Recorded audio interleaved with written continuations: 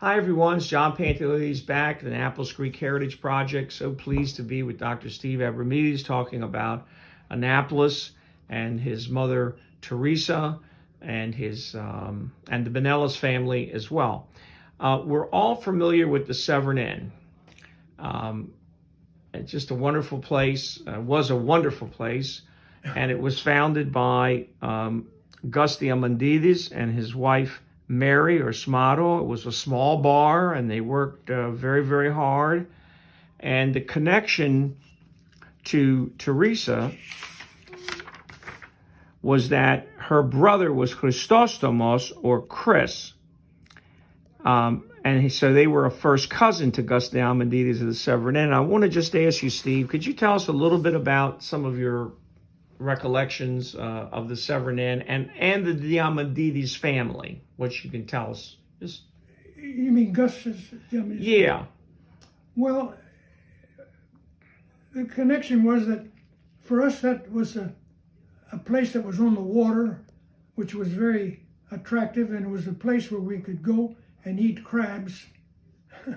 That was my introduction to the crab town, Annapolis, the crabs that we ate there.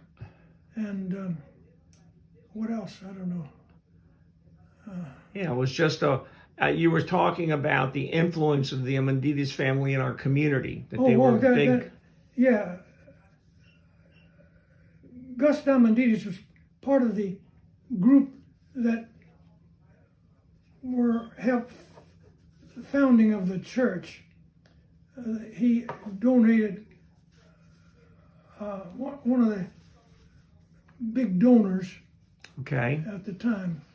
Right, the very first church we had that, Yeah. when we got started, Steve Fondas, I think we talked about earlier, had given the property and $50,000 in those days, and that got the church started. But then you had to have other people donated. Yeah, even from Virginia, from Clifton Forge, where we lived. Okay, so it was a multi-state effort. It wasn't, Annapolis and the people that were connected with relatives here. Okay. Steve, let me ask you, in terms of the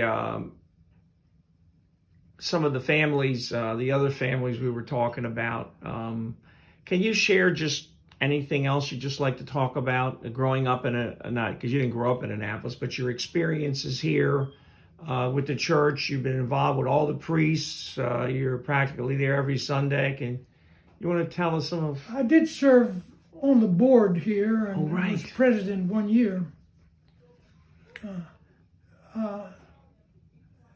It was a rather difficult time then, and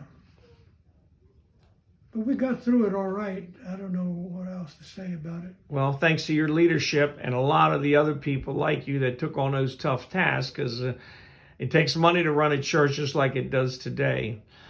Okay, we're going to conclude this part of it, and we will come back with another installment on Dr. Steve Abramedis. Thank you very much, Dr. Abramedis, for your time and your service to our community.